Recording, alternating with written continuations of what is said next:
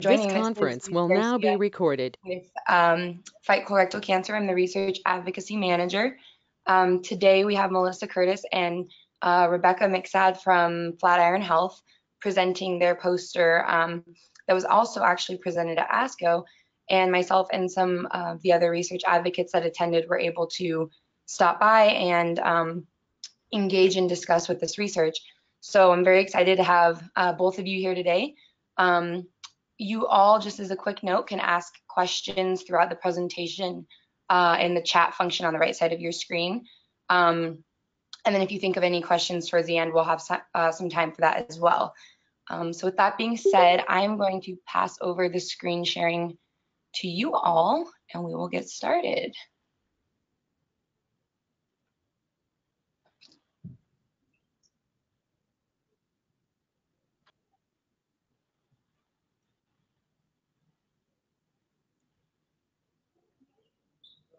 All right, and we can see your screen.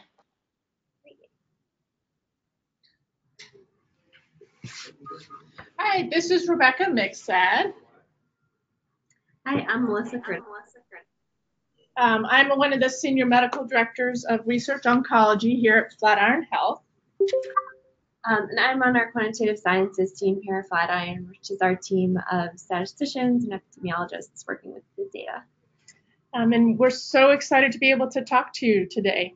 I'm curious who is on the line, if anybody's willing to share what your relationship to colorectal cancer is. Good afternoon. This is Joe Mahaffey. I'm in North Carolina, and my relationship to colorectal cancer is my brother Doc passed away in February of 2017, and I was a caregiver up until that point, and now I'm a research advocate. Oh, great. I'm so sorry to hear about your brother. Hi, I'm Kathy Oliver, and I'm from Southern California, and I am a stage 4 survivor. I've been battling stage 4 for 5 years. Well, thank you so much for joining, and I'm glad that you're fighting the battle. Thank you. Hi, this is Kimberly Schoolcraft. I have also joined the RATS program. I lost my husband to colorectal cancer last August. I'm so sorry to hear. Thank you.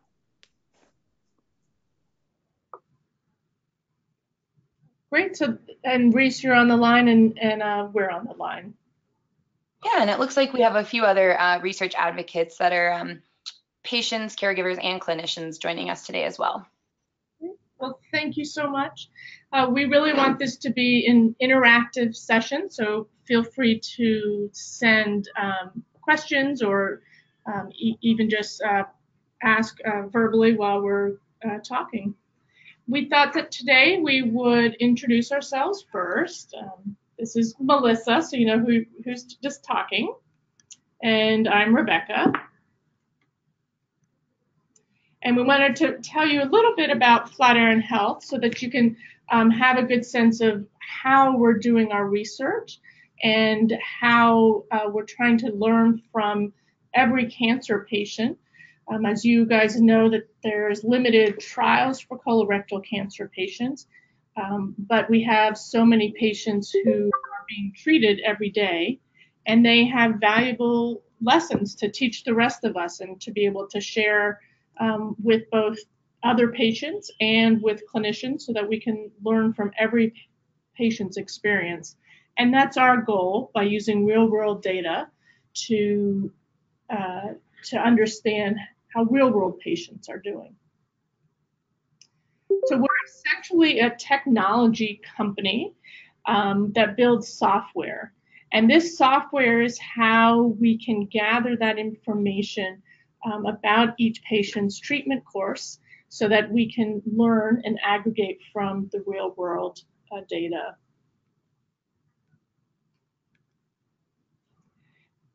This here's a diagram of how this data comes in to build a complete picture of a patient's cancer course. As you know, when you're sitting in the exam room with the physician, we spend a lot of times entering information into the electronic health record. And a lot of my patients in clinic tell me, you spend so much time entering data, where is that going, and how can it help other patients like me? And our effort at Flatiron is to do exactly that, to take all that information from the electronic health record to help other patients who also have colorectal cancer. And we add other information sources to help flesh that out. For example, if you've had tumor testing or blood testing, we have access to Foundation Medicine's data so that we can link the mutations of the tumor and of the mutation the patient may have inherited together with how the patient is doing and responds to treatment. The goal there is to be able to better understand if we can predict who is going to respond to which treatment, so we can make better treatment choices for the patient, and be able to understand how that disease may continue over the course of their life. We also look for claims data and can link with claims data, which tells us a little bit more about, gives us more granular detail about things like procedures and medication orders to continue fleshing out what is in the electronic health record. We can also link up with biosensors, so smartwatches and smartphones, patient-reported outcomes, so assessing how the patient is doing in terms of nausea or fatigue or overall. And we can also build in prospective data capture, which basically means that we're taking the point in time where the patient provides information and going forward to see within a pragmatic trial how the patient is doing on a particular treatment. So currently we are focused mainly on the electronic health records and the mutation data and building the infrastructure to add in all these other supporting aspects to get the full complete picture of a patient. Are there any questions or thoughts about that?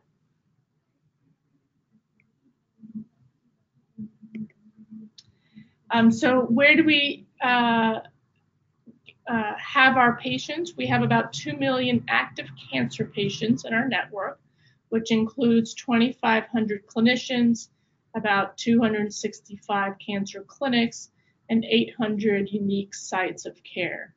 This graph shows you where our patients are from, with the darker squares being a higher number of patients than the lighter squares. And we're continuing to help build out our representation in some of these areas in the middle of the country in Texas and Oregon. And the reason that it's important to have this geographic diversity is so that we can really understand what's happening to patients across the US no matter where they live.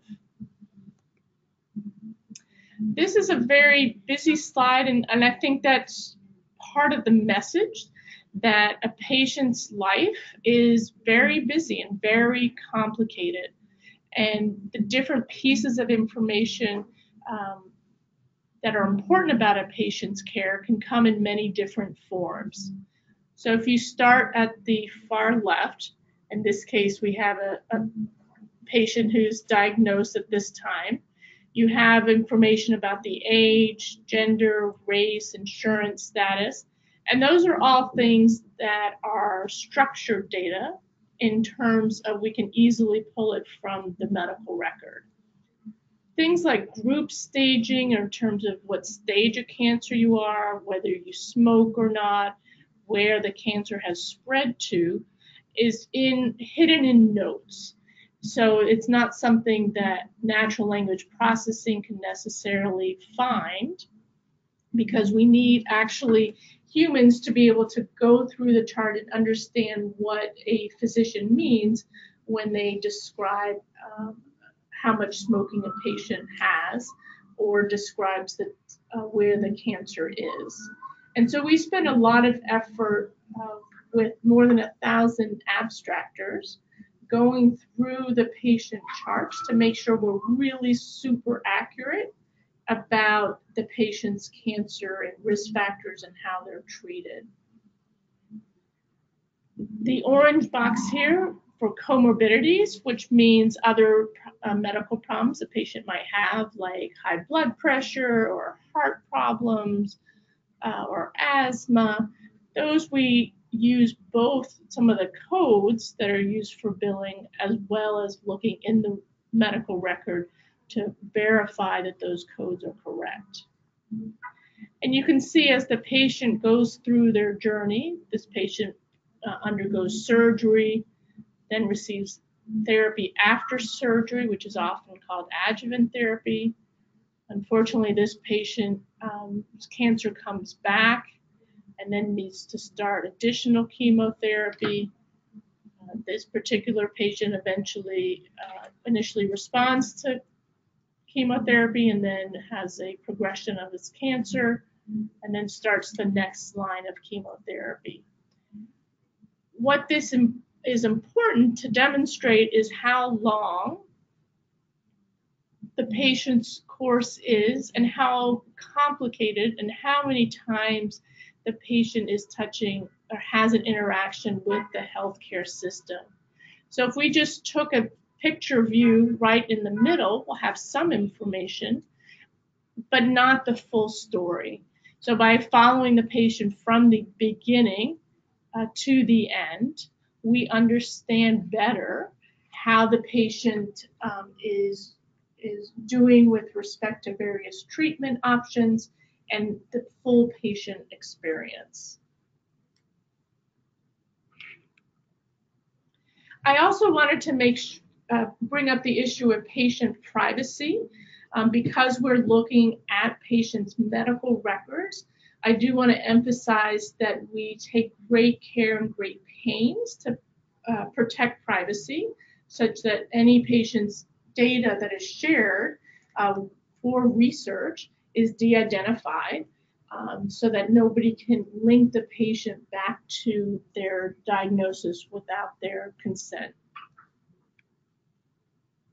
And this is an example of one of the things that we can do is when nivolumab and pembrolizumab were first approved for lung cancer, those are two of the most commonly used immunotherapy, we were able to watch month by month how the use of those two drugs increased over time. And you can see it very rapidly picked up in April 2015 to increase substantially the number of patients being treated. And then this dark blue line is the pembrolizumab, and you can see how that had a slower take-up of treatment area. And this is important because the data that we're able to collect reflects as much as what happened last month. So we don't want to have to wait 10 years to find out how patients are being treated and what their outcomes are. We want to know in real time. The FDA approved these drugs, so how is that actually impacting real patients? Is that helping patients, or are there unexpected side effects that we weren't expecting? And patients who are starting chemotherapy next week want to know now. They don't want to wait for 10 years to get that information. We're actually very excited to be able to work with Fight CRC on the trial finder, which is really an honor to Tom, who started this effort. And we wanted to give you a sneak preview of the app that we're working on currently to make into prime time.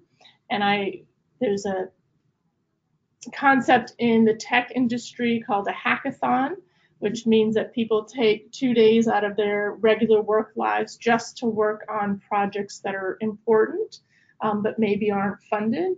And we spent 2 days just last week making a lot of improvements to this app that we're excited to share with the Fight CRC leadership.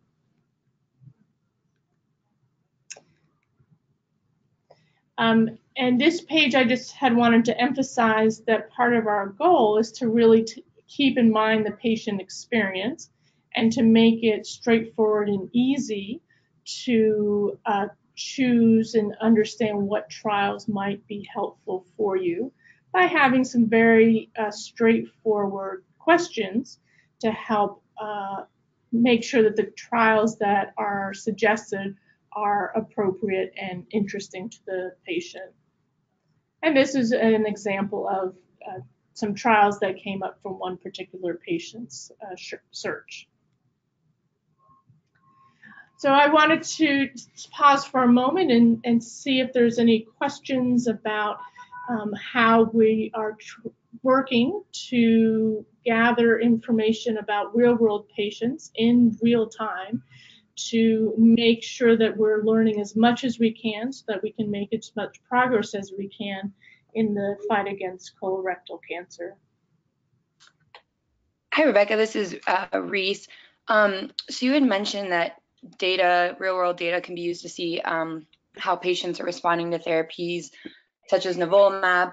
Could you discuss a little more how this real-world data could be used, or if it is currently being used, to track any type of responses or outcomes in clinical trials currently? That's a great question. The clinical trials are tend to be a very separate population because they have very restrictive criteria, and they have a whole mechanism set up to follow those patients carefully. And our belief is that 95% of patients who never make it into a trial, for one reason or the other, also have a lot to teach us. And that's where we're getting the real world data from. The other 95% of patients who aren't in. Awesome, thank you. This is Kathy. I have a question. Mm-hmm. How do you source your patients? Where you said you've got 2 million patients available. Where do these patients come from? That's an excellent question. We work very closely with a number of oncology practice groups. These are primarily community campuses where the vast majority of patients with cancer are seen.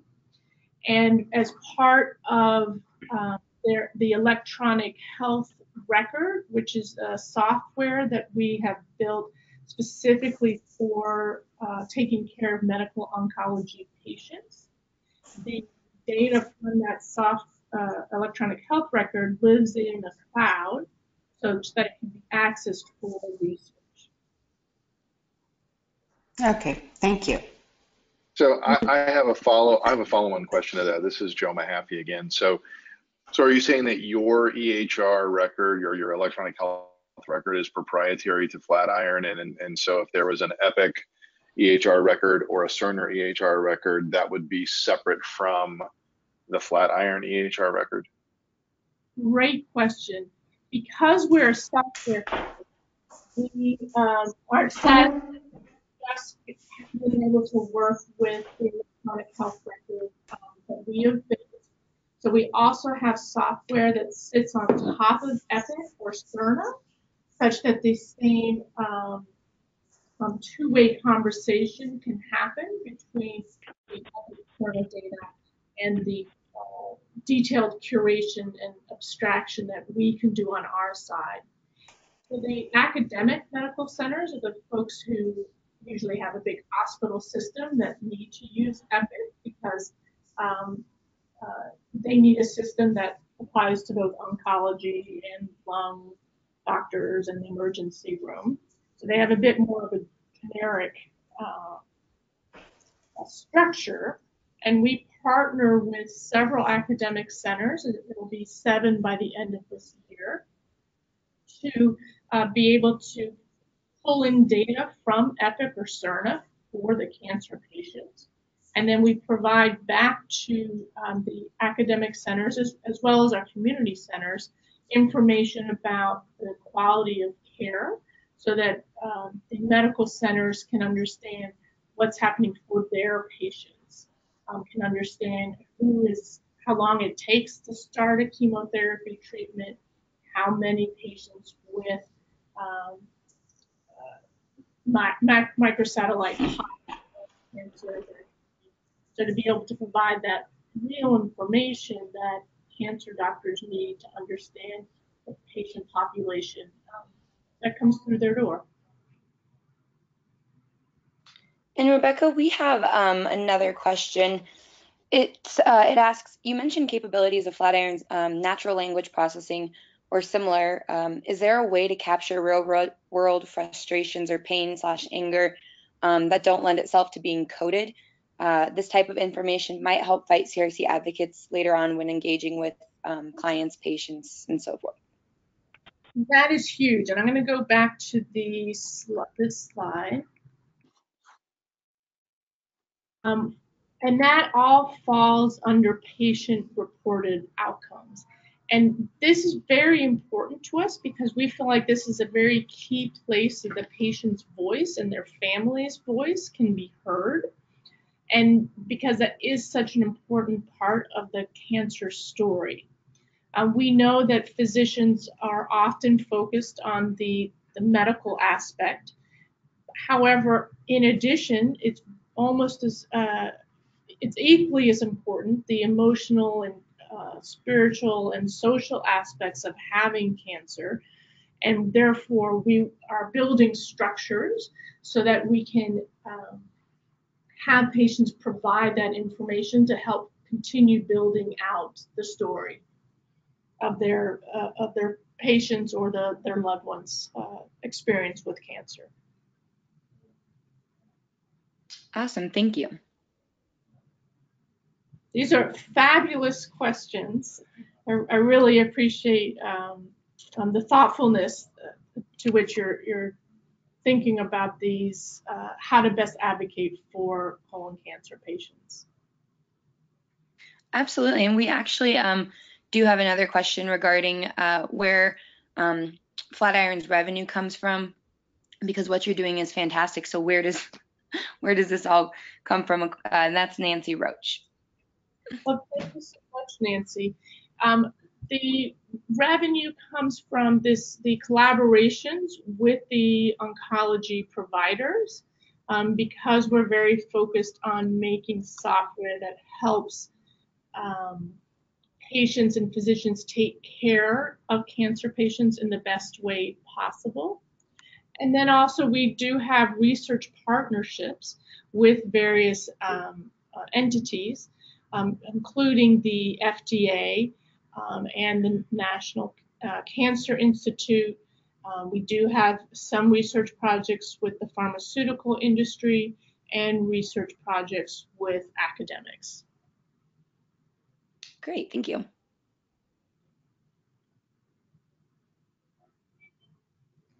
All right, shall we move on to the age-related cancer research? Great.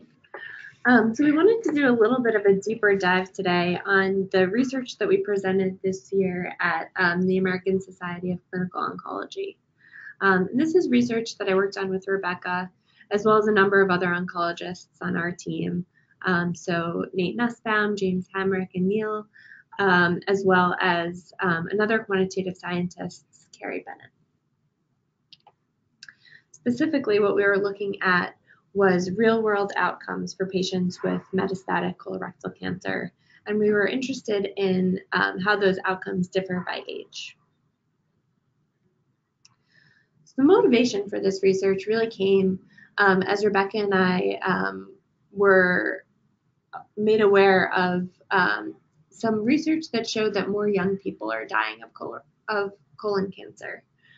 There's this New York Times article that highlighted a new study which found that patients as young as their 20s and 30s were starting to increasingly get colorectal cancer and also die of the disease at higher rates than older people. And so one of the things we thought was interesting This study was back in 2017, and the data was really from 2014. So there was quite a big lag, and it was describing this kind of change over time.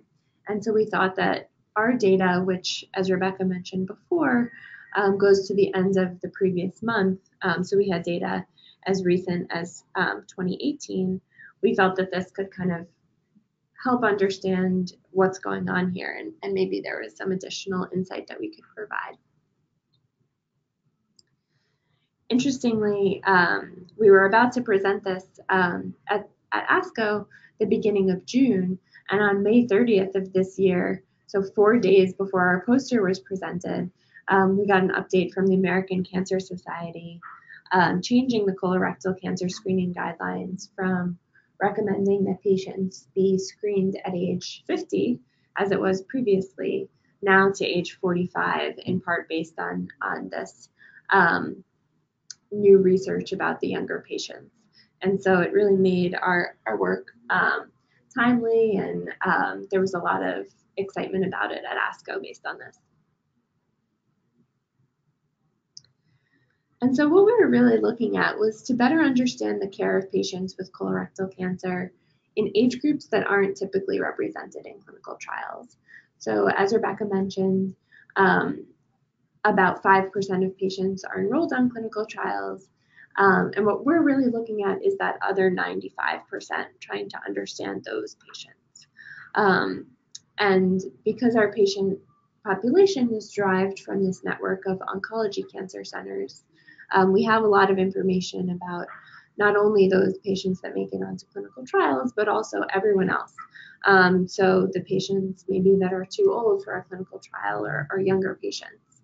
And so we wanted to leverage this information to really understand how those patients were being treated. First of all, who they were, and also how they were being treated and doing on those treatments. And so we were interested in understanding the baseline characteristics, so different demographic and clinical characteristics of the patients, how they were treated, testing patterns, and then also survival of these patients who were diagnosed in different decades of their life. As I mentioned before, one of the main strengths of our data was just how recent it was. And so we presented this in June of this year, and the data that we had went through the end of March, and so it was very up to date.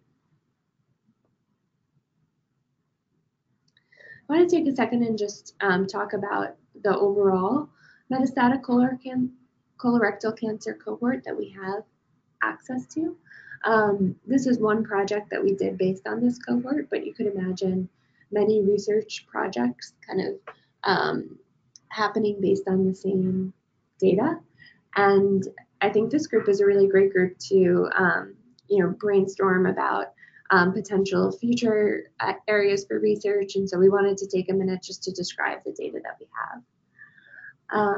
And so, as Rebecca was saying, we have this full Flatiron database that has structured data. So things like patient demographics and diagnosis codes and things like that. And so we select from that very, very broad database patients who have an ICD code, so a diagnosis code for colorectal cancer, and at least 2 visits in the Flatiron database on or after January 1st, 2013. That just kind of restricts to patients who were more recently treated, we might want to focus on for research. That becomes this broad sample that we look at. And then we have a number of inclusion criteria that we confirm based on the unstructured portion of the patient notes. So the physician documents, for example. So we check for things like them having pathology that's consistent with colorectal cancer. So there's some problems with diagnosis codes. We really want to make sure that these patients all have metastatic colorectal cancer. And then we also check that they have evidence of stage 4 or recurrent metastatic disease diagnosed on or after this date. And as we do this, we get a cohort that has now over 16,000 patients. So it's a very large cohort for us to do different research projects based on.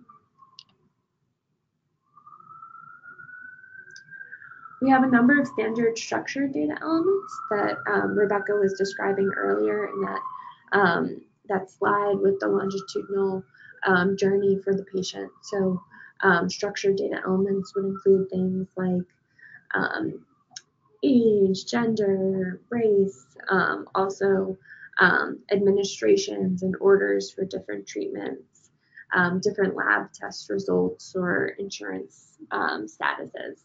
So a number of different things that you could imagine, anything that a doctor might put in a drop-down field or a check box or something like that would come through as this structured data. And then we also abstract a number of data elements that we feel are very important to understand the care of colorectal cancer patients. So confirmation of their diagnosis, the site of disease, so colon versus rectal cancer, stage of diagnosis, dates of initial diagnosis, and then a number of biomarkers. So for colorectal cancer, we're very interested in KRAS status, NRAS, BRAF status, and then recently we've actually added in microsatellite instability and mismatch repair status. And so you'll see some of these results in the research that we'll show. Then we also have whether the patient has use of a next generation sequencing test. So as you see kind of the research that we did, it might be helpful to also put in context of just the general cohort that we have as you think about other research ideas that might be interesting. So this is kind of a sneak preview of the poster that we presented this year at ASCO. It's a little busy, so we will walk through some of the specific results. So first, we wanted to understand who these patients were. So their demographics and clinical characteristics broken down by the different ages. So are these patients who are getting metastatic colorectal cancer earlier similar to those who are getting it later in life? And when we did that, we found that actually there were some real differences in these groups. So we found that there were more men versus women in all of the age groups. And that difference peaked at around 50 to 59 years old. So, so here you see 58% men versus in other groups it's a little bit lower. And then the proportion of African American patients and patients who were metastatic at initial diagnosis decreased with age. So for the patients less than 30 years old, they were about 20% African American. And you see for the 70-year-old cohort, that decreased to about 9%. Similarly, for patients stage 4 at an original diagnosis, we found that the younger patients were more likely to be diagnosed stage 4 than those patients later on. So 77% for the younger patients and 50% for the older ones.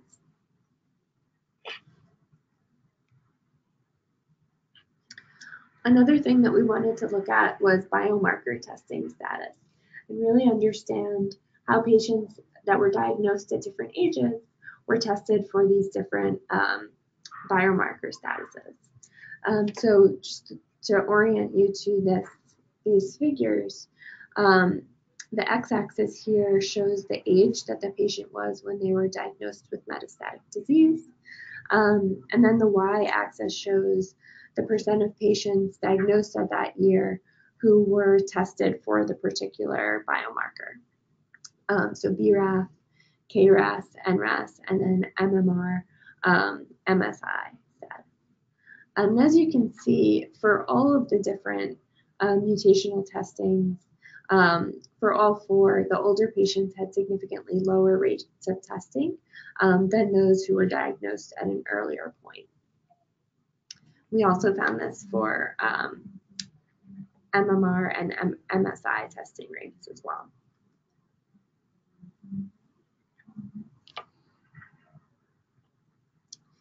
So now that we kind of had a better understanding of who these patients were, we also wanted to understand how those patients were doing and really understand their outcomes.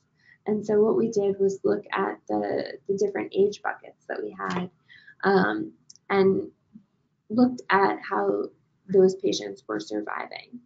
And so here you can see over time, basically what percentage of patients were still alive at various time points. So the way that you might read this is this line, for example, is the patients who were diagnosed above age 70. And you can see if you go to the 50% line, we can see that half of them survived to about 16 months.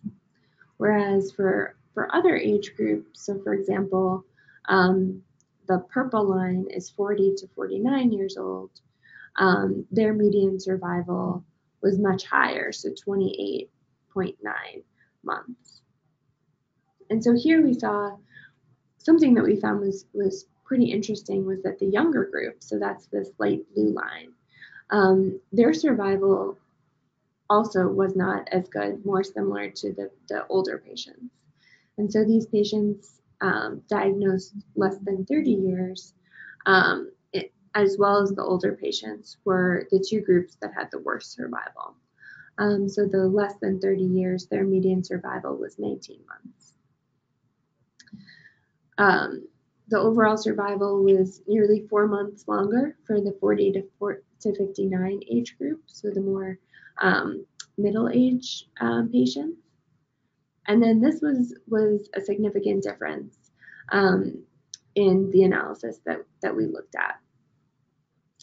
One of the important things to note is that this wasn't adjusting for any kind of other characteristics that may have been different. So we saw before differences in stage, or another thing to consider is just the difference in background mortality for younger patients versus older patients. And so this mortality trend that we see in the younger patients might be further exacerbated because these patients are more likely to survive based on other causes, if that makes sense. Melissa, were the differences between survival statistically significant? They were. So this was an unadjusted analysis, so we didn't adjust for underlying differences in these patients, but they were statistically significant.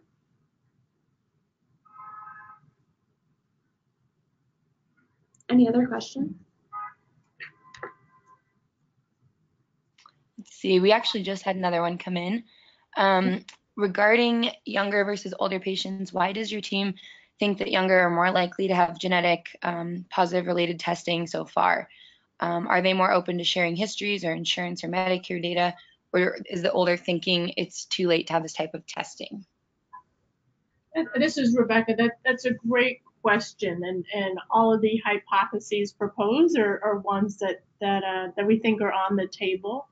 Our hunch is, and we hope we can do research to show this, is that it may be an insurance coverage issue.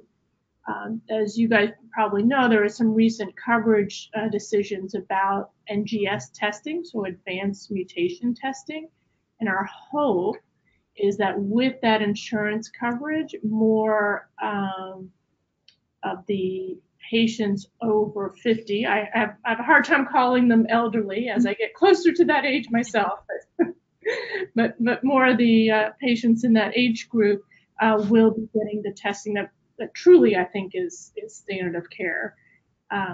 The hypothesis I worry most about, and I'm hoping is not true, is the hypothesis raised in terms of that it's not worth it because the patient is older.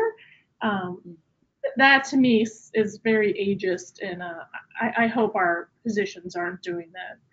What we'd like to do in further research, because we have information so quickly, that if we follow up in about 6 months and see if there's been an uptick or increase in the percentage of patients over 50 or 60 getting the appropriate mutation testing, that to me would be strong evidence that the approval of coverage for NGS has really had a positive impact for cancer patients, in this case particularly colorectal cancer patients. And that might be something that could be useful for the advocacy world to be able to have that type of data to show how important it is, these coverage decisions, and be able to have that type of data within a time frame where the NGS coverage is fresh on everybody's mind. So Rebecca, as a follow-up question, is NGS coverage, or I guess insurance coverage broadly, is that something that Flatiron is able to directly track, or is it something that is more of an inference based on this uptick in testing? That's a great question. We do know what types of insurance the patient has because that's part of the medical record. What is much harder, as I'm sure anybody who's interacted with the medical system knows, is trying to figure out what an individual plan covers. So Blue Cross Blue Shield, depending on where you're getting it from and which version you got, have very different coverages. I'm not picking on Blue Cross, just as an example.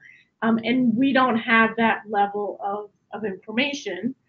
And we certainly would love to be able to link with databases that have that more granular information about specific coverage to help make that case stronger. Because of this, we call this a natural experiment where we had a set of patients before the NGS testing was approved, and we'll have patients after the NGS testing was approved. And although there could be certainly other factors impacting it, that would be a big enough factor that if we saw a substantial increase in the older patients after age 65, when most patients have Medicare, that would be a compelling argument that insurance coverage decisions really helped improve quality of care. Awesome. And I take it that's something that you'll be able to, like you said, to see in about 6 months' time, give or take? That would be the earliest we could take a look, yeah. Gotcha. Thank you. And that's just to give insurance companies time to get their act together about coverage.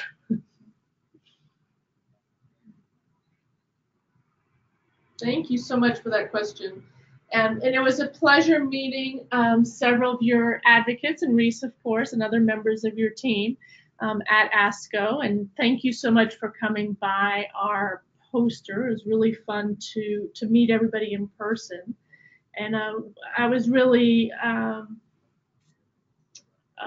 gratified by the amount of interest and activism that your group is showing on behalf of our colon cancer patients. And we wanted to follow up about what does this mean and what else can be done. My opinion as a physician is that real-world data can really help us understand the real-life experience of having colon cancer.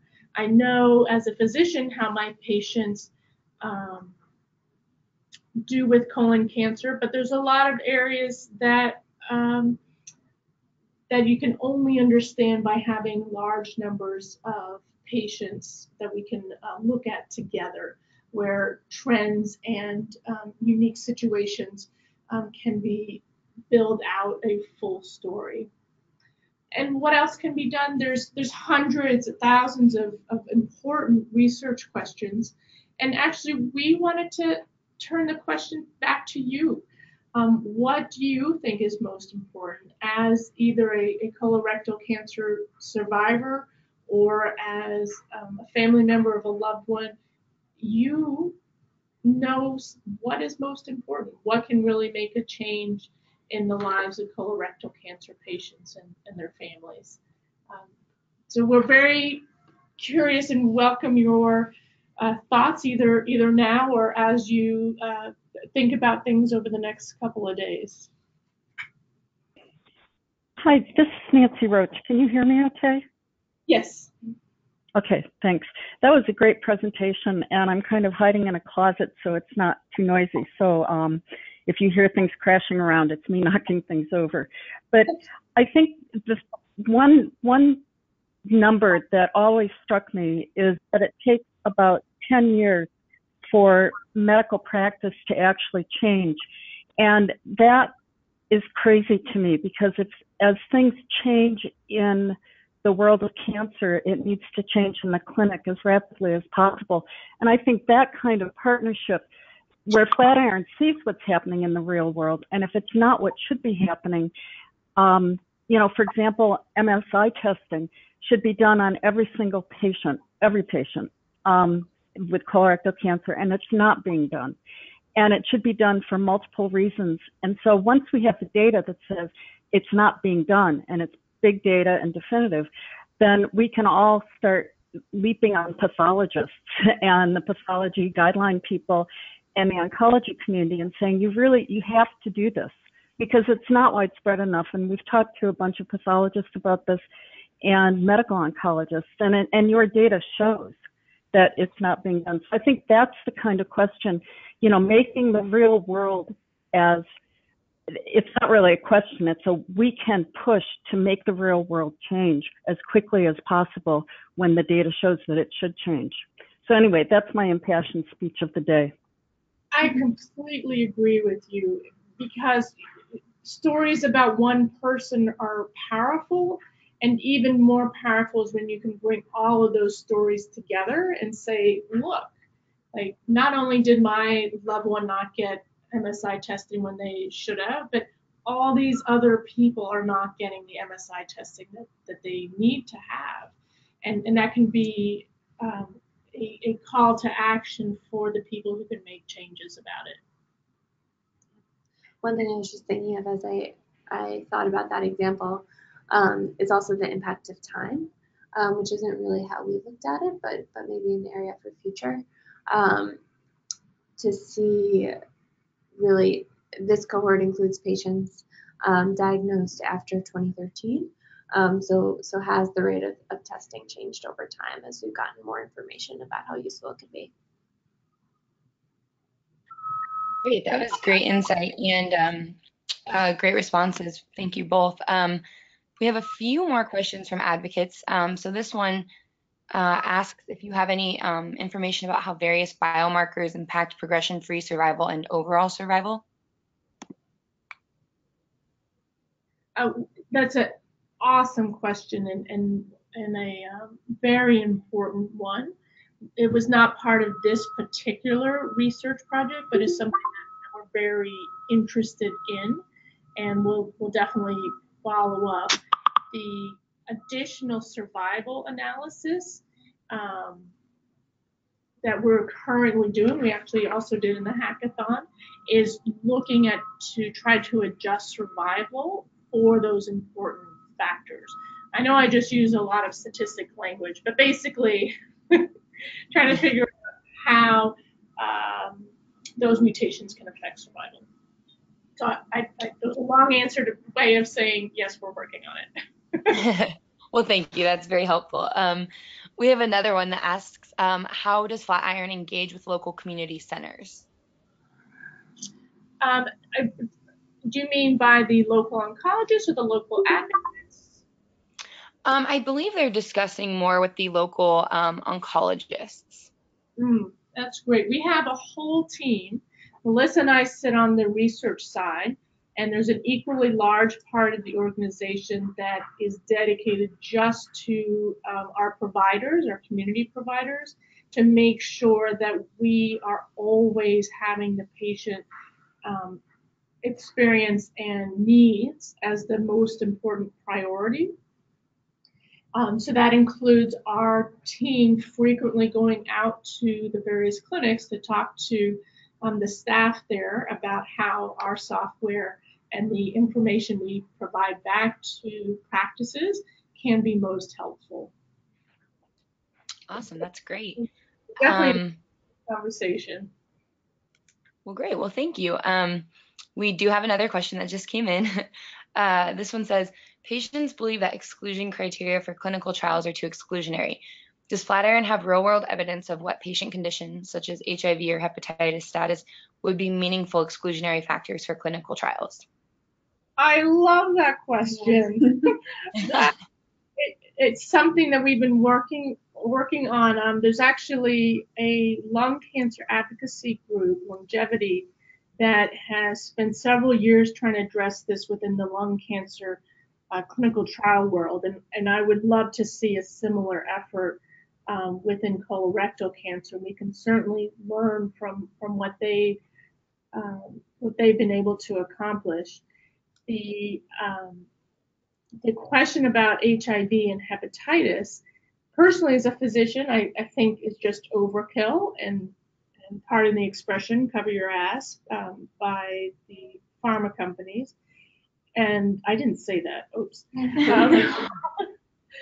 And real world data can be helpful because we can show that patients who have HIV or have hepatitis are getting these drugs safely in the real world, and that they don't have to be so afraid of enrolling those patients, and that they're an important group of patients. The other thing is, in the meantime, as we try to work to change those clinical trial practices and inclusion criteria, is that we can use real world data, particularly since it's so recent, to understand how patients are doing once that drug is approved on that very restrictive trial. Not quite as perfect, but if we have a drug that's approved that excluded HIV patients, and that's an important population, we can look in our real world data and then be able to say, yes, it is fine for these patients. You don't have to worry about that part. Or no, it does affect viral load or some other important aspect of HIV or hepatitis, and we should have more caution. So I see real world data playing two very important roles for those questions. Great, thank you. One last question, unless anyone else has any, feel free to type them in the chat bar. We still have a few more minutes.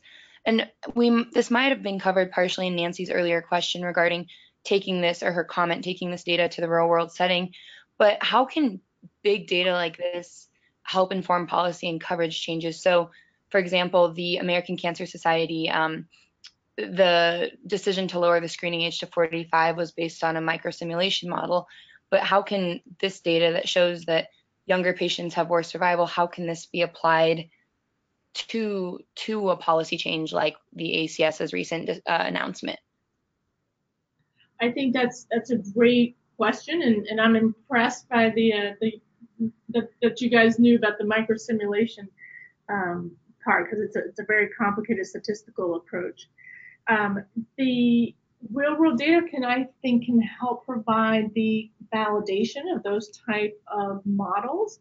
And in some cases, we may have enough data that we don't have to rely on a model, because we can show that patients, in this case, who are younger, actually do worse. And the other thing I really want to do in terms of following up after the ACS guidelines came out, as more and more younger patients are getting screened, is the stage of diagnosis dropping? So for that group that's currently affected, the 45-year-olds, the 50-year-olds, over the next 2 years, how is a lower age of screening impacting things?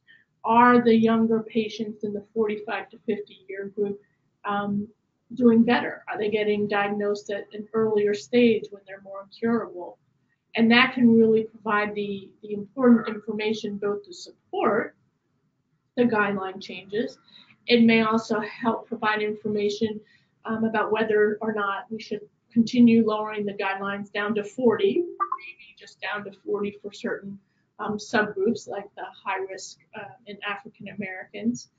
And also that type of supporting data can be helpful for encouraging other societies with guidelines to that it is a good idea and that they should also adopt the same lowering of age for colon screening. Great. And final question here, and then we will call it a wrap. So there was a new study published, I believe last week or the week before, in cancer out of the University of Florida, and they found that early onset individuals don't experience an overall survival benefit from the currently recommended treatments. And I think that's really interesting timing, especially coinciding with this learning lab showing that younger patients have overall worse survival. I was just wondering if you could comment on that study or have any thoughts as to that relationship, and if the findings based on your data could be because younger patients aren't responding in the same way to that currently recommended treatment type. So we also our data supports that hypothesis. We also, one thing that is unique about the fact that we're getting data from the electronic medical record is that we can know exactly what type of regimen the patient was on, whether the patient got FOLFOX or FOLFIRI or got Avastin added or got cetuximab added or used the most aggressive regimen, which is FOLFOXIRI. And even though the younger patients were getting those much more aggressive regimens, they were still doing worse than the patients in the middle-aged groups. Whether that's biology, something that's unique to younger patients, or byproduct of the fact that they're getting diagnosed at a later time point, I think is an important research question and something that I think definitely is important to follow up on. That's awesome. Well, thank you both so much. We are just about at time, and I believe that is all the questions that we have for today. For those of you on the call, if you do have any other additional questions, feel free to shoot me an email and I will pass them along to Melissa and Rebecca. And I want to thank you both again for taking the time to present your research and answer these questions with our advocates. This was extremely beneficial, and I'm really glad to have had you all on our learning lab. Thank you so much. And I also have to thank you as an advocacy group and the individual advocates and all patients and their loved ones for the such important work you do for making sure that the patient's voice is heard and that the important aspects of colorectal cancer research continue to be pushed forward, and that patients continue to be treated in the very best possible way that we know. So thank you. Of course. Well, we appreciate that. And I hope you all have a good rest of your day, and we will be in touch soon. Thank you so much. Thanks, everybody. All right. Bye.